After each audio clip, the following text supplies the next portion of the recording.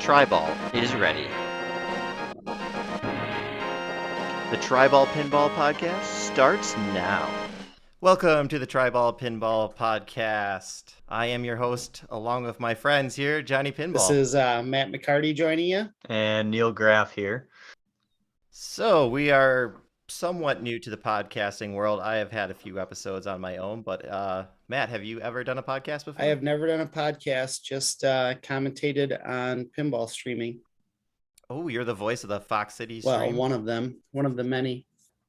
And Neil, who are you? Yeah, Neil? I also do commentary on the Fox Cities Pinball, and I'm a big competitive pinball player. Are you related to Tom by Yeah, chance? I am his son. All right. Who's better in the rankings right That'd now? be me. I'm sitting 6th right now. All right. Well, I'm starting off tonight with an Oktoberfest brew here on the What You're Drinking part of this. Anyone else drinking anything? No good? drinks here. I am enjoying a Pepsi Zero. Is that what Scott Pilgrim drinks? No, it's Coke Zero. If you're familiar with that film, Scott Pilgrim versus the World. Not to that level. Guys, a killer. Yeah, I don't really know that movie. I'm older than you guys. Just by a little bit, I think. I'm twice Neil's age. Anyway, well, that movie came out, I think, 2010, we'll say. So everyone out there, check it out. It's a good movie. So today's topics. Looks like we have some new games to talk about and give our first impressions on. What do you all think of Foo Fighters? Yeah, I'll start off with some Foo Fighters. I think it's great. It's another Stern game, plays like a Stern game. Flippers are good. Everything's great on it. I've had one problem with the shots. Like all the shots are fine, right? But that left, I don't know what to call it, but that like left S shot type of thing doesn't always make it through, even if it's clean. I don't know if you guys have the same problem. I think they call it the overpass. Neil, are you talking about the skill shot to the left of the van ramp? Yes, yeah. Yeah. Yeah, I don't know if you guys had problems with that, Matt.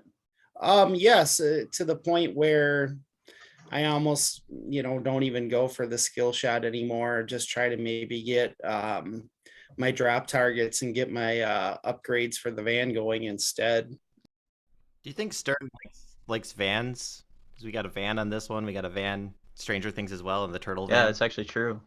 James Bond too. Anybody else have anything on Foo Fighters? Yeah, I like it. I have only blown it up, I guess, twice. I'm very interested what we're going to do for objectives in the heads up tournament. If none of you out there have ever done that, we, put two pros together and have a pinball tournament, and then the playoffs is a head-to-head objective base. And I'm really curious what we're going to do for Foo Fighters. We had a few for Bond, but I figure, Overlord multi-ball, whatever they call that, Area 51 multi-ball, start a van mode. I guess maybe Bot Frenzy. Do you have any things, Neil, that you could think? No, basically that's it. Just the simple stuff like starting modes, the multi-balls, whatever. And then a 2-minute drill, obviously. Right. Anything to add, Johnny? Yeah, I think there's a heads up at Lumberjack Johnny's, named so after me, I think, was there like a Shriners raffle going on? You can purchase a ticket. Yeah, you can win one of the pros we're going to use for that tournament at the end of the day. So that should be exciting. Do you remember the date? Is it in Yes, June? it is June 18th, 17th. Yes, June 17th. Yeah, do you have to purchase a ticket to play, or is it open to It's anyone open to play? anybody to play. I believe it's $25, and that's for Bond. Did we do 10 rounds of match play, Neil? Yeah, it qualifying? was 10 rounds qualifying, and it'll be streamed by Fox Cities Pinball as well. Yes, Can check that out. you can watch the Bond stream. It's pretty good. I take Neil out.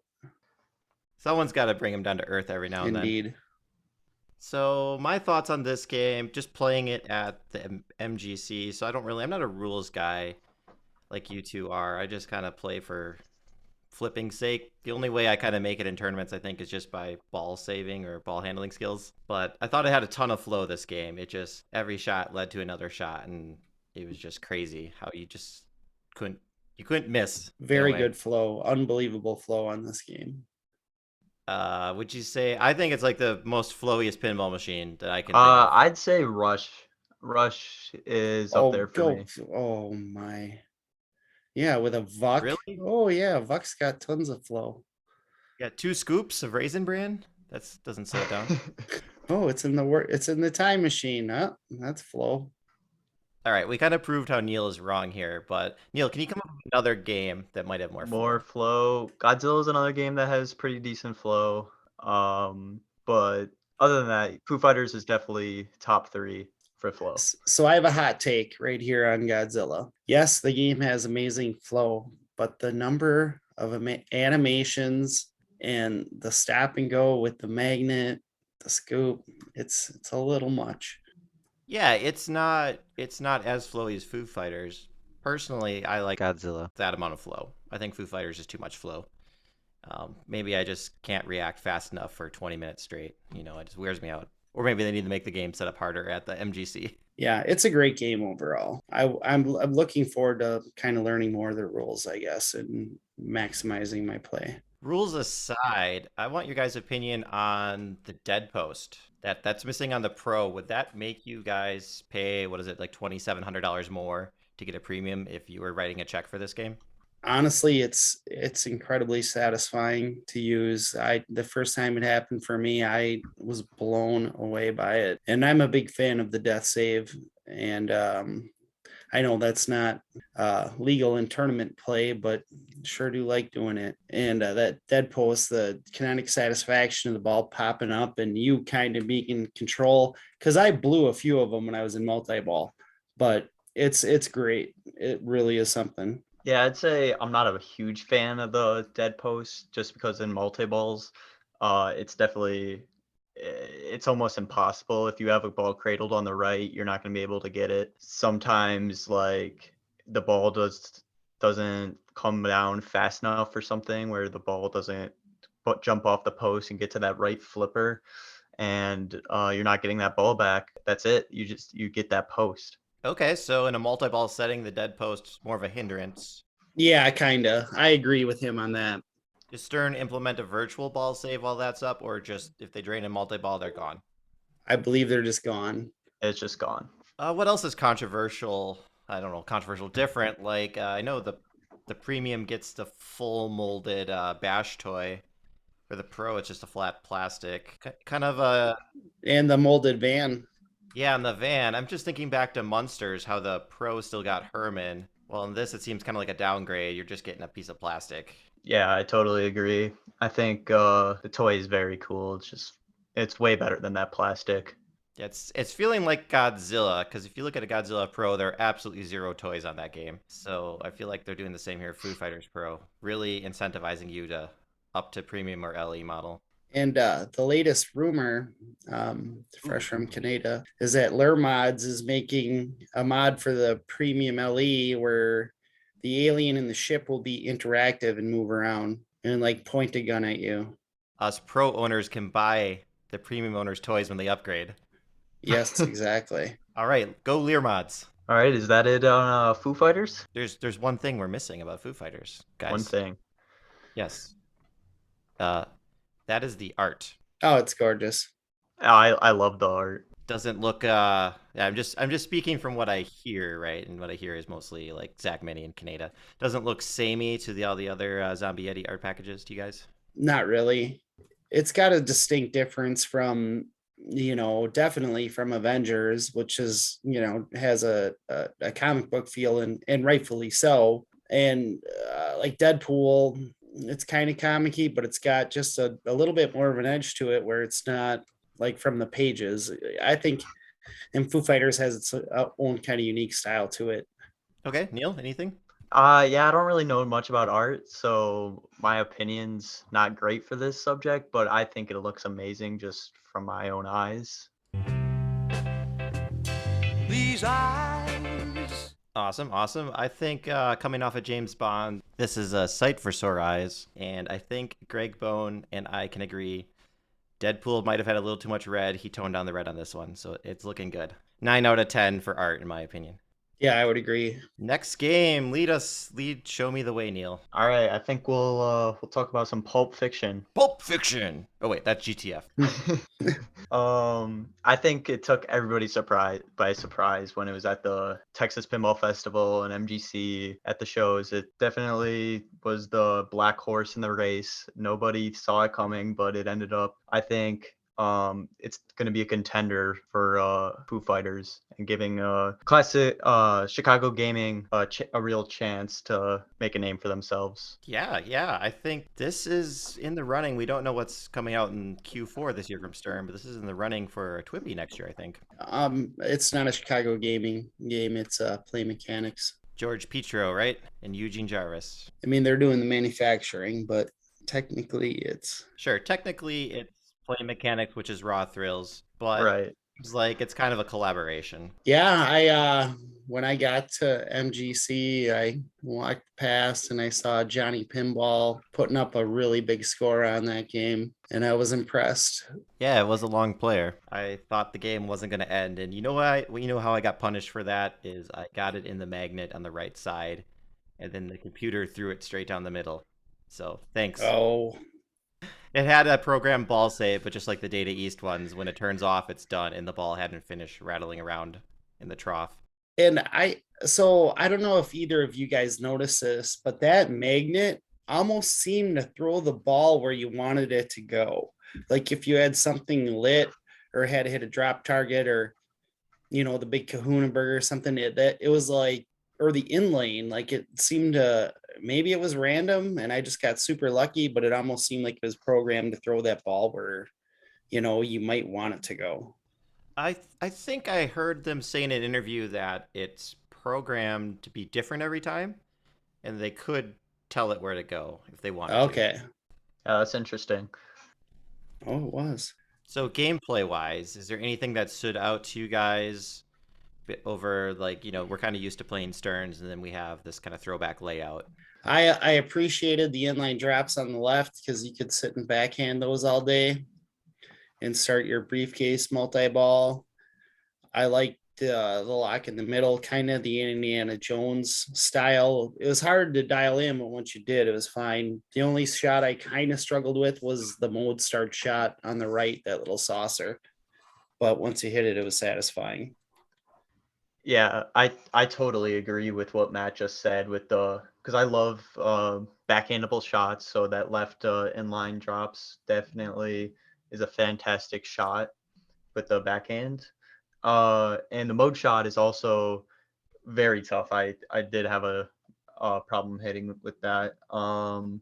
The the center is a I don't know. I don't know how I feel about the center, but I think it's got potential, I guess. I don't know. What do you think, Johnny? I really like the layout. I'm a sucker for inline drops. Anytime there's inline drops, sign me up, right? So it's got that.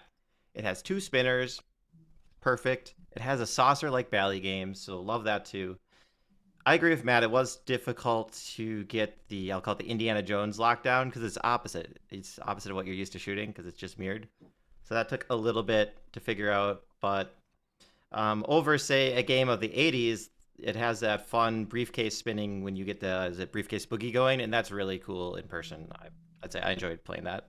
Yeah, and I don't fully understand the scoring of the game yet, because it seems like of course it's pretty low scoring being like a kind of a new game feel, I mean an old game feel. And when you get into a multi-ball, the jackpots don't seem as much. I don't know if you guys know what the scoring is. I didn't really grasp it yet. No, me neither. So maybe they'll come out with something on that. Uh, and I don't fully know the rules yet either. Being like, I don't know what happens when you collect all the I guys or collected all spell the Pulp dudes. Fiction. It just starts a multi-ball, like it's character chaos, it's called. And it wasn't as hard as the hardest part was collecting the character by hitting that stinking right saucer. He copied Indiana Jones on that too, a saucer that looks accessible for a mode start but sucks. Yeah, this game is feeling like it's going to be like early 90s rule set. And Neil, you'll be happy to know Butch Peel put out a PDF with all the rules. Yeah, I'll have to look at that. Elephant in the room. Did anybody watch the stream? I kind of was playing a Flippin' Friday, so I did As not was watch the I. stream. I mean, but Jack Danger gets his stuff up on YouTube like the next day, so it's up there. I did not watch it. Yeah, it's the weekend. Typically on the weekend, I don't want to do anything pinball related. Like, I just want to enjoy the weather, get outside. So I did not watch it yet, but I will watch it on Monday. I want to add, since I know people in the audience are going to say this, we didn't talk about why you think this game sold so quickly at its price tag, right? It's more than a Stern Pro, but less than like a Stern Premium. Any thoughts on that? Yeah, I think the theme being Pulp Fiction has a huge part of it. Also, a new manufacturer coming into the scene with an original uh, layout, not like a remake or anything, is also people want to like see how it plays, see if this or if they're the real deal and they can compete with Stern, Jersey Jack, the powerhouses. But yeah. Yeah, I think nostalgia was a big factor. And honestly, I talked to somebody who bought it once they heard the call outs. Once they heard it was like uncensored and from the movie, he's like, that's when I knew I had to have it. And I really appreciate that about the game as well. Yeah, I mean, we've got was it Bad Mother Flipper edition, kind of a pun on the movie. Plus this game, I think they offer the standard for around $8,000. So that's pretty competitive for what you get. And then the LE at $9,500 comes with that topper. And I think that drove all 1,000 sales there was the topper. So I just think the market was ready for something different. Yeah, the topper is amazing. I'd say one of the best toppers behind, of course, the Black Knight What about The topper. Any Godfather? If opinions? we're just putting, they were next to each other at MGC. Oh, Neil, you weren't there. But The Godfather topper was pretty something else too. And speaking of The Godfather, The Godfather, Jersey Jack game, Eric Minier designed. And when you first saw the pictures, what did you think? Initial gut reactions. I actually didn't look at the pictures until I played it, so I can't say anything on that. It looks like a lot. Like that's your reaction. It's like, oh, what's going on here? Because you walk up to the game, lights are flashing. It's normal Jersey Jacks. Like you don't know what to shoot because everything's lit. But it's one of those things where you have to play it a bit and learn it to actually know what you're shooting for with the modes, your multi balls, etc.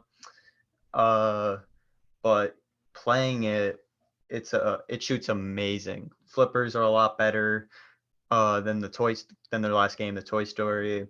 Um, yeah, it just shot really well.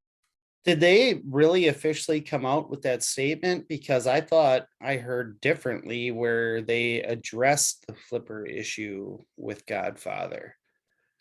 I'm gonna go 70% confidence on this. Of course, I don't have it up. Let me text Kaneda. We'll get to the bottom of this. Yeah. Get Kaneda on the line here. We can add him to our Zoom. That they made the fix with Toy Story, so GNR would still have the old flippers. Because Toy Stories aren't great. I mean they still feel really Jersey Jacky to me. Like I know somebody who put precision flippers on their Toy Story CE, and that's nice. But I mean the normal ones, I don't know. All right. Well, I'm gonna agree with you guys that when I flipped it, the flippers felt great. So Definitely. if they did change it on this one, they did change for the better. Yep. And how do you guys feel about the playfield, the layout, I I shots? um I don't like the theme. It doesn't do anything to get me to put money in this game. I've never seen the Godfather movies. But I am drawn to that return ramp that looks just like Black Rose. So that, tickles my nostalgia. Makes me want to put a quarter in when I see that. You got to pay attention to that too, because that comes back fast from that little stand-up target. Interesting, right? That both Foo Fighters and Liz have those Shats targets. Right. So But I mean, it comes into more play in Godfather because, it's right off a ramp return. So it's going to be hit more. it hits it every Yeah. time it comes down that ramp. I like the layout. Um, I definitely would like to get more time on it. I was there as they were turning on the games. They were going one by one, turning them on. And I was the first one on this, the one there, and I played a game and I was done in, 45 seconds. And I looked around and there was no one behind me. So I played again. And that time I played for 15 minutes and never ending multi ball and just woo, woo, woo, woo, woo, and all the skill shots. There was a lot to it. There's a dozen or so skill shots you can cycle through. And the only shot I had a hard time with was that little, I forget, the green area where it's like you lock a ball and you can smash around back there. I forgot what it was called. Yeah, I got the playfield up, but I'm not necessarily following To the along that right, green right area. above the pop bumper. Maybe it's not green. Oh, okay, yeah. Yeah, where You can lock a ball there and then smack the ball around and it can go back and forth in their sanctuary. No. Kind of seems like Rick and Morty in a way. Yep, that's exactly what I was thinking. The Rick and Morty lock system. Does everyone else have the playfield up? I do. So you know where you've got the stained glass windows in the center? Just above that, is that a tank? A tank? Like, are you talking about like you see how there's a village? Oh, okay. I just zoomed in. It's just like a machine gun in the rounds where all those. Oh, you're thinking of the playfield Yeah, I multipliers. always think from a distance it looks like a tank, which makes me think of, for some reason, Guns N' Roses. And that leads me to my next thing about the rules. I love the playfield multipliers on this game. It's kind of like, I think it stole it. Like, it's the same thing as James Bond, where they both have the action button playfield multipliers. And I like how Godfather here does it, where you just shoot the spinners to like get your the multiplier keeps going up, and then once you want to cash out, you just press the action button for whatever multiplier you're Okay, I at. didn't know how that's where I put like 300 million on it, like when I played, and I noticed it's kind of got like the Guns N' Roses kind of style where you can cash out on your mode or keep going. Did you kind of understand that at all, Neil? Is it similar where if you don't cash out, you're gonna get screwed, or Yeah, yeah, it's basically like GN. You can think of it like a GNR, except it's not really a multi-ball. You can stack multi-balls with it, and yeah, you can. It's a time thing, unlike the songs in GNR. This is timed where you shoot your shots, then you can choose whether you want to cash out or keep going. And once you cash out, then you can go to your next job immediately, or you can, or if you fail to cash out and drain, then you kind of like have to relight it. That's solid. So Neil, being the tournament player, and I guess Matt too, you're both bigger tournament players than me. So the rules feel like they're on a good direction. Then is that what I'm hearing? too early to tell for me as far as tournament play goes, because I mean, being a good game to play and being a good tournament game is way, a couple different things. Yeah, I think you definitely got to make it a little bit harder because I think it does play a little bit easy, especially because you have that like GNR type of a lot of multi balls. Pretty easy to get multi balls because of the skill shots. Like there's skill shots that'll just light a multi ball or start multi balls for you. So it's not too difficult to get to multi balls, which keeps the game playing really long. So maybe if they can like, you know, put something in there to like make it harder to get multi balls. Well, I'm sure you can dial in the settings to your liking, and you got to remember this is a $12,000 game, so they're catering towards the home audience of people who want to play longer and not, be dissatisfied with their purchase because it's too hard. So I think that's kind of why they're always set up easier. Yeah, and I mean this is like classic Keith Johnson stuff where it's stack, stack, stack, stack, stack, and Jersey Jacks have always, ever since Wizard of Oz has been, you can stack this multi-ball with this multi-ball and start your mode and do it. And it's great, when you get it all clicking. Cool. Any thoughts on the hot rails being on this game? It's not a rock pin. Do we need them? They're not needed probably, but they're nice. Yeah, probably not needed, but why not? I guess. Yeah, LEDs are cheap, so It's perceived value. Exactly. They got to dress it up if they're charging what they're charging. Exactly, because remember when Stern used to hold back LEDs as like a premium upgrade because they said they were expensive. Right. Artwork guys, right? We got Franchi on the cabinet and the back glass, and someone else on the playfield. That his name I'm forgetting. I cannot help you out on that. Well, what do you think? It's if we just saw Foo Fighters, we saw Pulp Fiction. Where do you think this fits? We just had James Bond. The artwork is good. It's appeals with the theme. I think it looks great. Don't have really anything negative to say about it. Doesn't blow me away, but it still looks great. Yeah, I don't really know the theme too well, so just from the looks at it, it's kind of normal. It's not fantastic. It's not terrible. It's just it is what it is. Okay. Yeah, as everyone has, because I haven't seen the movie and Neil hasn't seen the movie. Have you seen it, Matt? Yes, I have. And I believe the playfield art was Jesper Abels. I don't know Jesper. Nor do I.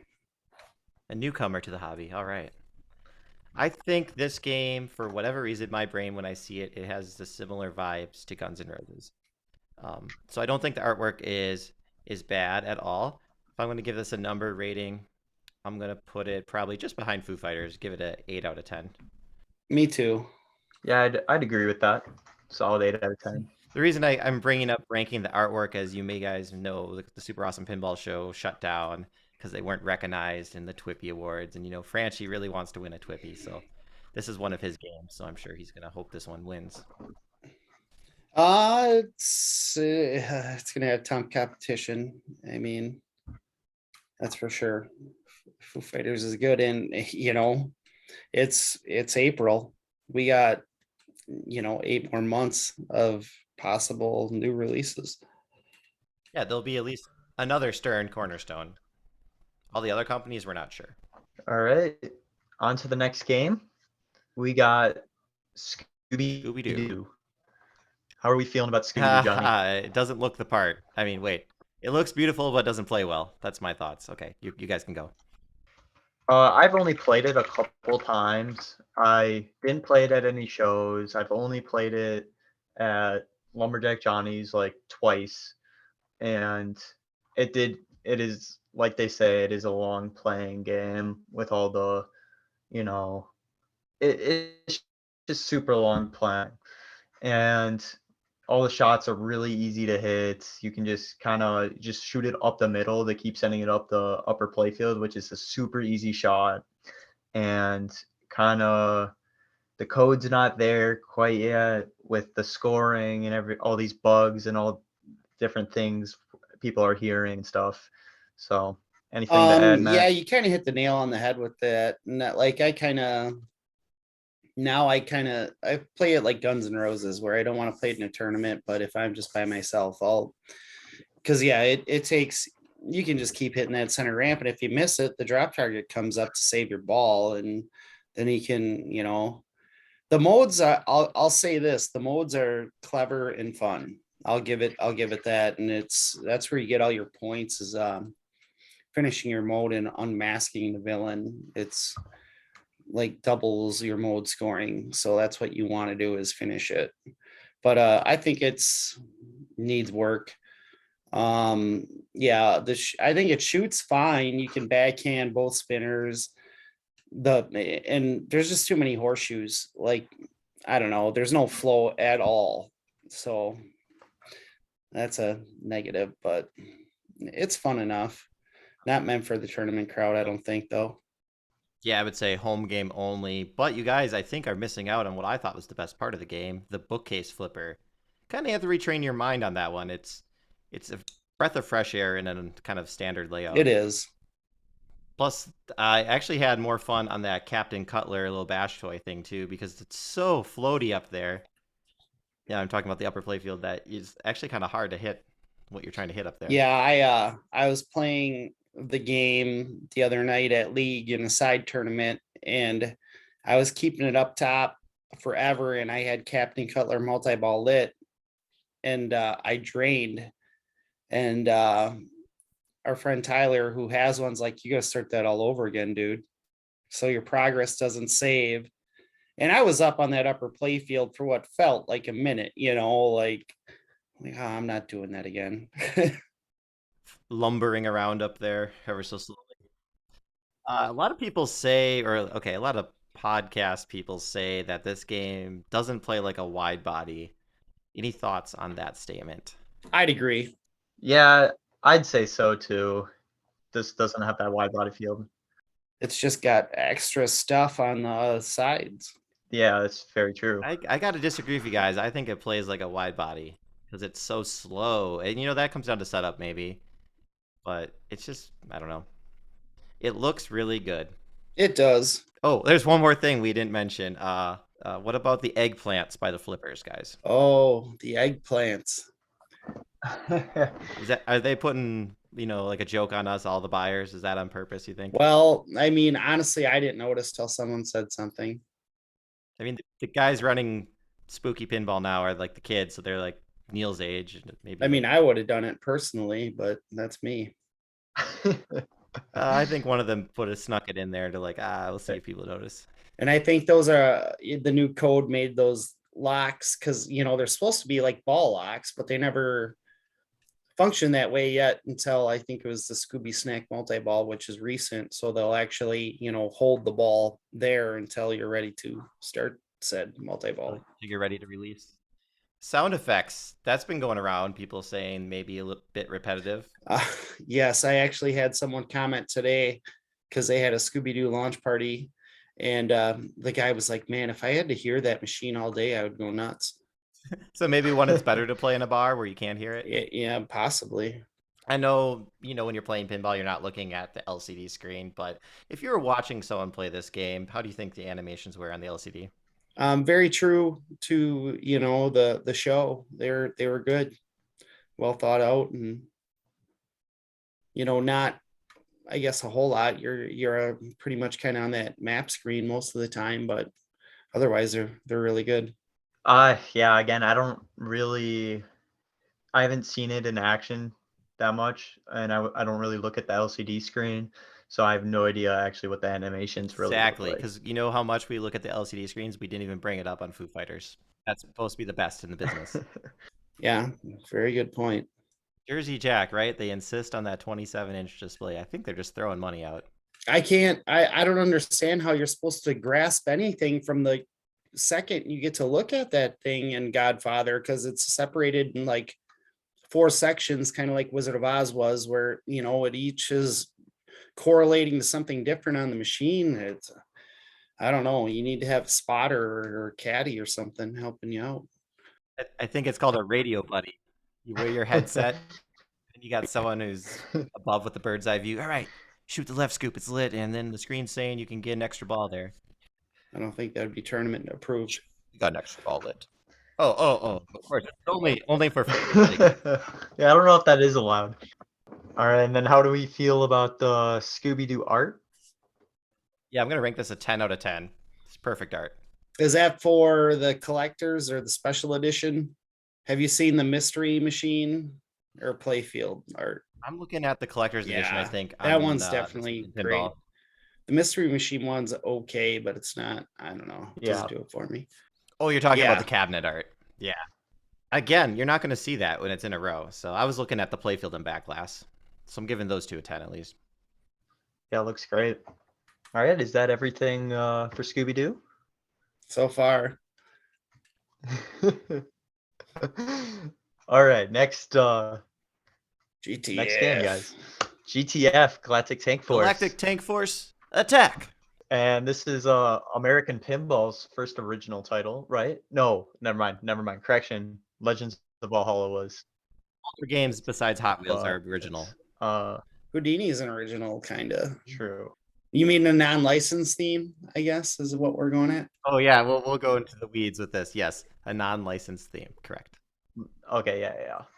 Okay, so how do we feel about Galactic Tank Force? I have strong thoughts on this game. Yeah, I'd say Johnny's probably the most biased on this game. I'm not gonna lie. Yes, I'd agree. I think he has more time on it than most of us. I'm not sure, Neil, how often you got on it, but I only got on it like twice and I didn't really care to get on it the third time. Yeah, I only got on it like a couple times at Texas, but that's about it. All right, Johnny, lead us off on this one. Well, it's all about the example you play, right? People are having bad experiences when you're getting a few air balls, and our friend Kerry Hardy got a black eye while playing his without the glass on. So the air balls are true. But I got to play a different game that didn't have air balls and had a functioning pop-up thingamajig. So if you shot the tank, the little pop-up saved you. I didn't find it that risky, especially if you don't shoot it straight on. You shoot it at an angle, it's fine. Yeah, I thought it was a fun game. Not as flowy as Foo Fighters because it has no flow. It's better than Scooby Doo, in my opinion. I think it's better than Pulp Fiction because there's more to do in it. I really liked it. It was different. You're never going to see a game like that out of any other company. And I am all about giving it another chance because I guess I didn't really have a problem with the tank thing in the middle like others do, and games get better obviously as you get to know them, so I'm definitely gonna we're having one come to a private collection for sure in the area, so we'll be able to play it, and I think it's gonna be the one that looks like a tank too, so maybe we can ride it. Oh, I think I know the one. Yeah, they're getting the signature edition. Yeah. Yeah, that signature edition. Now that's just a cash grab. I'm sorry if you bought that one, but you might have too much money. It offers no value. You're paying $6,500 for David Fix's signature? Come on, you can get that for free if you just talk to him. How much does this special translate cost? I think the middle tank is actually really annoying on this one. I'm not gonna lie. It's just a weird placement, and it causes a lot of draining from it. And I feel like it's gonna lure people into shooting it, and it's not a good thing for pinball, I don't think. But I don't think it's good for pinball, like teaching people to like go for it, and it's just gonna come straight back down the middle at you because it's so close to the flippers. Well, not every game has to coddle you. True. This game doesn't coddle. It's not baby's first pinball. Did you guys see the comparison shots between the play fields of Attack from Mars and Galactic Tank Force, where the flippers are and the center portion is? I couldn't believe that. Yeah, I saw that. That was intense how close the tank was to the flip. For those out there who do not know, there is a image going around of the play fields 1-to-1 of Attack from Mars and Galactic Tank Force, and it looks like the flippers are about an inch or two higher up on Galactic Tank Force, and then the tank is about 3 inches lower than the shield for the spaceship on Attack from Mars. So, that's how closer it is to a well-known dangerous pinball shot. Yep, it's a sucker shot for sure. We're not really sure if it pays off. Yep. And then there's also, yeah, I don't know either. And then there's also that right saucer. I want to say it's like a mode start shot. That's also very irritating to hit. I also had a hard time hitting that shot, just like the Pulp Fiction. Yeah, that one, shot. I thought that was a fun shot with the UFO. Is that the one we're talking about? Okay. Yes. Matt, anything? No, I think you guys are talking about different targets, because isn't the UFO one like that moving one with the cow on it? Is he talking to the right of it, where the Vuck? The saucer where Maybe I was just on fire that day, but I didn't think any of the shots were hard to hit. It was just, it's like a familiar, it reminded me of Space Station. I might have mentioned that before in my own content, but something about it reminded me of Space Station. The left ramp though is so steep. It's almost like Ghostbusters Premium in a way. But with the flippers on Galactic Tank Force, it's kind of a struggle to get up there. It's it's like that Oktoberfest feel with that left ramp. You have to get really high up there, and I feel like you're gonna get a lot of half ramps on it. Is it not using the same lock mech too as Oktoberfest? It could be. I have no clue. So I got a fresh rumor. Rumor alert. I'm sure you already know. What, the standard edition? Is that what their cheap one's called? Does anyone know what their cheap one's called? I do not. Someone at League said the standard edition, we'll just call it that, is going to be $7,500.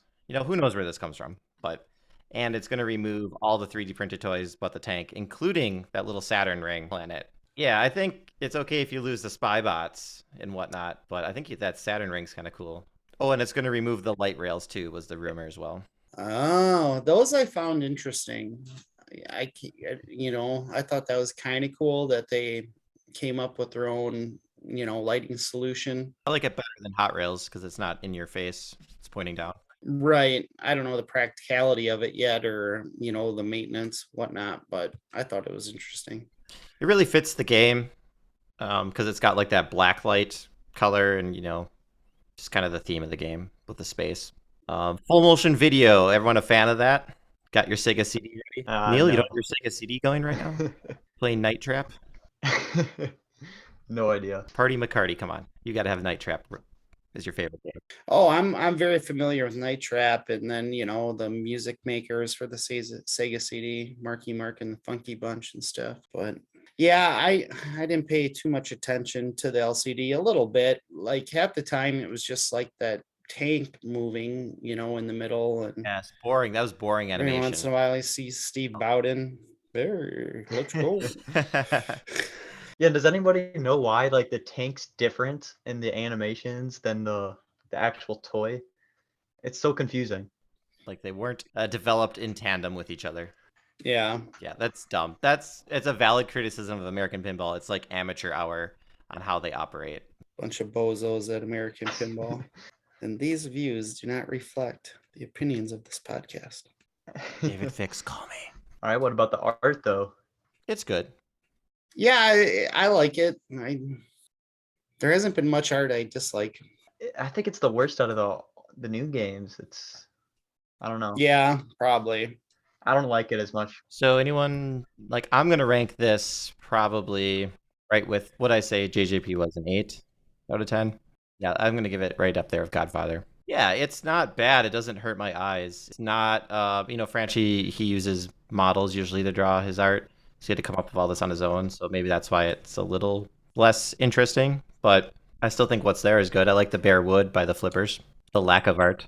Negative space is important, but yeah, the art's pretty good. I like it. I mean, the side of the cabinet, at least not in the tank edition, is just it's kind of plain, but the logo really pops with the neon green and stuff like that. Yeah, that does bring us to the point of where we're seeing like 3 different visions of this game. We've got the 50s vision, we have the dubstep music, and we have the full motion video. Like, how does that mesh with you guys? Oh, I mean, I just like to play pinball. I mean, if the shots are good, that's what I'm worried about, and that's other stuff's just bonus. But like I said, I need to get to know it a little bit better. But it's basically Nordman just threw a bunch of stuff at the wall. So Yes. just Now, along for the ride. we've been hearing rumors in the podcast world that maybe this is Dennis Nordman's Raza, right? Because this is the game he wanted to build, and allegedly, or rumor, that he wouldn't design Whitewater 2 without American Pinball producing this. Whitewater 2 is his next game. That's also a rumor. And all the other companies he shopped it out to declined to build it. So do you think this is going to end up like a Raza, like a devil? Obviously, it's better than Raza because it's going to be made, but it outsells Legends of Valhalla. Oh, it's time will tell on that one. I mean, we have to play it. I played Legends of Valhalla, and it wasn't great. I'm not gonna lie. This one I need more time on. Well, didn't like Papaduke originally design Raza? Yeah, he's the Raza designer, and he designed Houdini for American Pinball, but they scrapped that at the last moment. Then they scrapped it. Yeah. But Raza was his game he'd promised for like 10 years, and this has been in production for, almost 10 years if you watched his presentation. Right, and no one wanted to build it, and there's a reason probably for that. So probably, after reflecting on it, you guys are probably right. It probably not as good as Foo Fighters, not as good as Pulp Fiction, not as good as Godfather, but I still think it's better than Scooby-Doo. So I'm going to leave it at that. Yeah, I agree. It's definitely better than Scooby-Doo, where like from a competition standpoint as well, it's definitely going to speed it up. I feel like it's a tough game. I feel like it could be good for competition play. Oh, this would be really fun in competition, I think. Yeah, it would be. Yeah, and like I said, I'm not giving up on the game quite yet, but time will tell. I think it'd be better in competition than Scooby-Doo for sure. That might be its saving grace if we can get this in like an in-desk competition or something. Okay, so if we had to rank the games we talked about. We just talked about 5 games: Foo Fighters, Pulp Fiction, Godfather, Scooby-Doo, and Galactic Tank Force. What is the ranking? Today, Johnny says probably Godfather #1, then Foo Fighters, then Pulp Fiction, then GTF, then Scooby. Yeah. Godfather at #1. Wow. I don't think it's there. You just said layout, It so could I'm just be. going layout. Well, I mean more overall.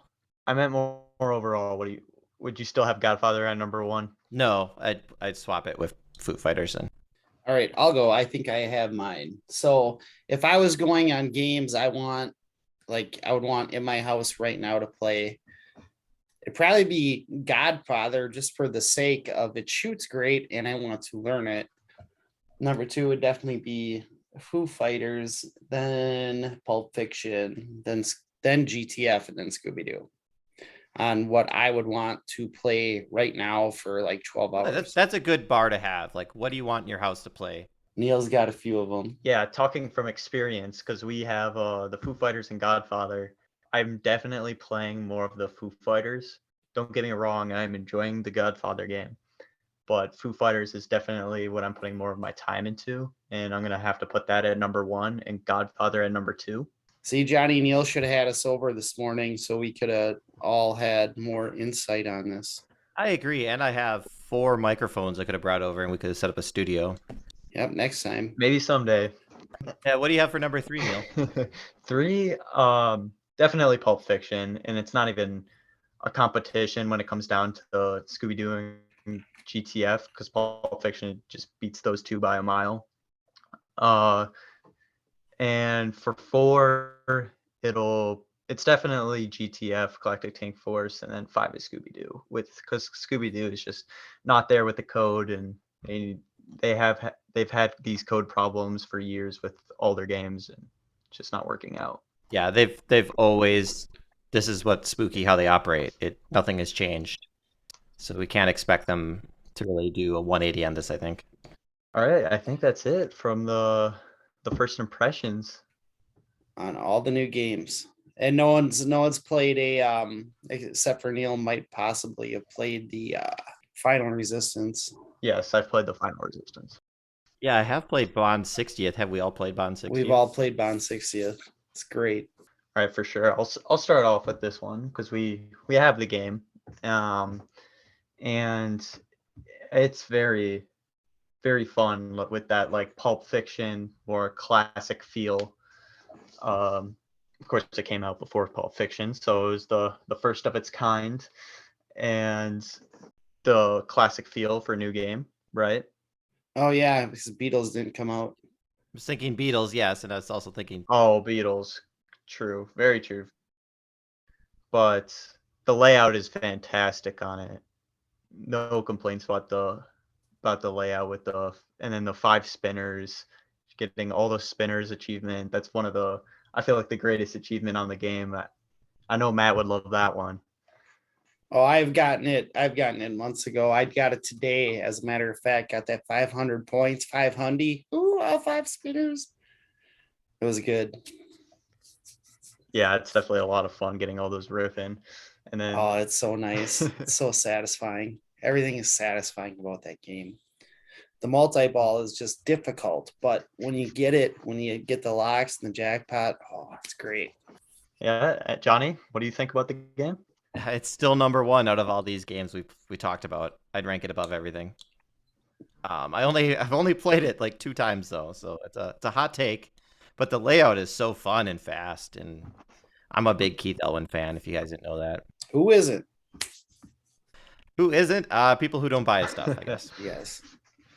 But for all you listeners, there is one on location in mid-eastern Wisconsin in Green Bay at Lumberjack Johnny's. Stop by and play. Lumberjack Johnny's. That's like the place to be, I hear. It is. For like expensive games. He's got a Scooby-Doo, right? And correct. James Bond 60. Godfather? Is that there? No. Do you know if that's coming, or am I just wishful thinking? It's not purchased yet, but I'm sure he'll get one. He had a Lebowski there for a little bit, but now that's at home. I don't know if he'll bring that back. maybe. And the P3, that thing is too dicey to bring on location. I'm sorry. Like, it's out. There's always something weird happening with it. So we're not going to be seeing Weird Al anytime soon there. Not at Lumberjack Johnny's, no. One can wish. But maybe we can get you into the pinball den. Hey, well, now that I know you guys, you got connections, I will tag along. So, just a random thought: when you played Bond 60th, it has the choose your own sound package. What package did you find yourself playing, or that you liked the best? For me, it was 75 chimes. Okay, going with the digital chimes. Was it? I didn't choose that one, so was it like Tommy? I don't know. It was like the bells and stuff. Or close to like the Beatles? Okay. Well, I played with the 80s sound, and they were just perfect. Yeah, Just perfect. they're all good. 80s was good. I got the liked the achievement for doing the multi-ball with all 5 sound packages.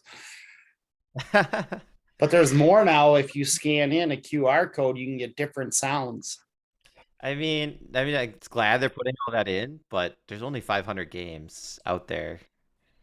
Not many people are gonna get those achievements. Well, we can. Maybe you guys can. There's one on location. Oh, I thought the location was his house. Okay, so No, it's actually Bond 60th is at Lumberjack Johnny's. it's just $1 away from eternal happiness. I'm hearing. It is. It takes 5s. Recommended. Yeah. I went there. I was the only one there. I was just putting 5s in, just boom, boom, boom. And I got keys to the game. I can do what I want. But Yeah, is there a price break at 5? Nope. $5 gets you 7 plays or something. No, but I heard that there was one in Colorado set to $4 a play. No thanks. Yeah, that's outrageous. $4. That's more than my Taco Bell dinner. I mean, they got to make up their money somehow for that, very expensive game. Well, is it expensive? I mean, you hear rumors swirling that maybe it's not $20,000. So I don't know what people are actually buying it for. I know it wasn't 20. My gut says it's probably going for 15. I know it wasn't 15. It was higher. It's probably like 17.5. Split the difference. Split it. We'll compromise. All right, let's assume it's sold for $17,000. Then you make a little money on location. You play it for a year. Secondhand, what do you think that game's worth in 2024? I think it's gonna hold value, to be honest. At least maybe not at 20K, but it's a great game. People are gonna want it. Yeah, I don't think it would be 20K because no one's really paying that. My gut would be this game settles around $14,000, like used. Even with the rare factor. Yeah, but of course that will go up. So I think it's going to be pegged to that Stern LE price, like $1,000 more than whatever Stern LE is. So as inflation happens and time goes on, that's what I would say it'd be. Yeah, only time will tell, I guess. Yeah, if we're still podcasting in a year, we can check back in. All right, listeners, hold us to that on May 1st, 2024. Just let's talk some competitive pinball quick. All right, tournament talk. Do-do-do-do. So for those of us who play competitively now, we had an incident and they didn't know what was going on. They didn't know the format of the tournament. So we're not going to call anybody out here. But in a knockout tournament, if you're player 3 and you're beating players 1 and 2, you don't have to play your ball. You can just let it drain and play on. Keep the tournament going. That's the right thing to do. If you're player 4 and you have a walk-off and there's still games going on, play till the end of the round. Like that's my 2 cents. Neil, do you have anything to say on that? Those are Matt's tips for yes, for good tournament etiquette. Yeah, I have something to say on tournament etiquette too. So, in regards to maybe that hypothetical situation that happened, that was very real. If you're going to whisper behind someone's back, maybe whisper a little bit louder, so I would have got the hint. Stop playing. No, yeah, and we did that later in the night. Eddie was playing with his headphones on, and just kind of I tapped him on the shoulder, like, "You're good, bud." I'll take, especially if you know the people. I get it Yeah. if you don't know the person. And some people, they forget. Like they're like, well, I mean, fourth player still has to go. Well, it doesn't matter. I mean, in a knockout tournament, there's no in match In play this knockout tournament. and yeah, in other ones it might, but in a lenient strike knockout is what we play. It doesn't. All right, so moving on from the etiquette talk, we're all D82 players, if you didn't know, District 82 down at Green Bay, Wisconsin. And uh, when the episodes go on, we can mention different tournaments that are coming, like the bigger ones, the weekends that people want to travel to. But I don't think there's anything going on within May. June, there is the Triple Flip Open, but that's already sold out. And we did have Tuesdays and Fridays usually every week or so. Do you guys want to talk about? Well, let's talk about Matt's tiebreaker on the Tilm Tuesday. I don't know, Matt. Do you want to walk us through that one? I certainly will. So the final four of Tilton Tuesday were myself, Eric Thorin, Neil Graff, and Cassidy Malinowski. And Cassidy and Neil took first and second pretty handily. I believe Neil won it all. And Eric and I tied for third. So for IFPA, that's relevant, doesn't matter. But the trophies were labeled third and fourth. So we'll play a tiebreaker game. And Neil calls out Paragon. I didn't want to play Paragon, but we had to play Paragon for some reason because Neil yelled it. And Thorin blew it up. And ball three, he's got like 250,000. I'm at like 30,000. And I'm standing by the game, and Thorin walks up to the game and pulls on the plunger, and he's like, I'm just going to get cocky. And he walks away from the game. So I'm like, well, he just plunged his ball. So I walk up and I plunge my ball, and then I notice on my golden clips are only 10K and they should be 18. And then Tom and Eric start laughing because I played his ball. Oh, what Yep. happened then? Like, how did his plunge not register? Just didn't register. He didn't plunge. He just made it like he just pretended he did. No, Eric told me he plunged. It just didn't touch a switch. Oh, shut up. Is that what happened? On God, yes. Wow. What are the odds? Yeah, that's pretty tough on Paragon not to hit anything. It does happen, but I didn't know that's how it happened. Wow. But I mean, they laughed. I drained, and they let me play my ball. I didn't catch him, but I was about to, because it wasn't official. It was just for a trophy. Like, it wasn't IFPA. It was nothing official. Yeah, that was the least of the drama that night. I'm oblivious to all the drama, so I didn't even know that happened. It's because it was late at night. You didn't Yeah. stay up till midnight. Oh yeah, I was long gone. That's probably why. Then. I do want to talk about in May, there are some big tournaments you guys probably don't know, but at the end of May, early June, there's the World Championship in Germany, and EPC, the European Pinball Championship, also held in Germany, and it's a week before Worlds. My dad and I will both be traveling out to those, along with several Americans. I want to say like 30 or so to be exact. Like, I mean, about that. And yeah, so that'll be something to look forward to. Two majors within 1 week of each other. So you're traveling to Germany? Yes. Nice. Visit some castles while you're there. Please tell me there's going to be more than just pinball. It's there's actually pinballs in between the weeks, so it's just all pinball. So there's not a lot of spare time. Okay. Well, maybe extend your vacation, or is this still during the school year where you can't miss much time? This is actually like a day after I graduate, so it worked out perfectly. So Well, good luck in that, Neil. Yeah. Yeah, that's going to be an experience. You can drink over there, right, at 18? Yeah. That'll be the fun part, I guess. You can have a real Oktoberfest. You can do a lot more over there as well. Actually, now that I'm thinking of it, District 82 is having a tournament that people haven't registered for yet. It's the one in August. Have you guys heard about this one, Matt? Probably, but It's not in my head. So if you're thinking about coming out to D82, I highly recommend the one in August because it'll be 2 certified tournaments in this week. I will not be there myself at all. But I highly recommend it because 2 certified tournaments. If you're looking to improve your ranking, this is the time to go. It's gonna be from Wednesday all the way to Sunday, just packed with tournaments, and then there'll be a Tilton Tuesday even before. So you can even come on Tuesday.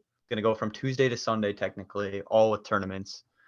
Wow. 7 tournaments over 6 days if you come on Tuesday. Ooh, So I'm gonna have to take a week off of work. Yeah. I feel like before we go, tournament people, do you guys work? Because they're always, flying around weekday stuff. Neil gets pulled out of school to go to tournaments. Yeah, but he's not gonna be able to do that when he has a job, in 4 years. Well, that's called vacation.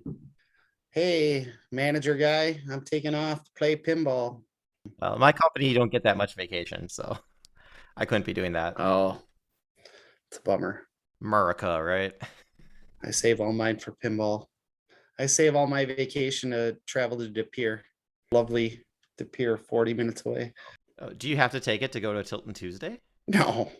Oh, God, for no. the weekday stuff. Yeah. Yeah, no, I was just kidding. But I'll take a Friday off every now and then for the 3-day tournaments, but it's not a big deal. Yeah. I just pulled up the IFPA tournament calendar. It looks like the Germany one is May 26th through the 28th. Yep, Does that sound right? Yep. So clear your guys' schedule. You're going to want to watch that on some sort of streaming platform. I don't know who's streaming it. That'll be JDL Pinball. In personal pinball news, on May, I'm going to say 21st, it's a Sunday, I'll be running a half marathon. Hey, there you go. Good luck, Johnny. Get a treadmill on your pinball machine. I hate treadmills, but yeah, at this time of year, you can run outside, so don't need a treadmill. Well, but if it's on a pinball machine.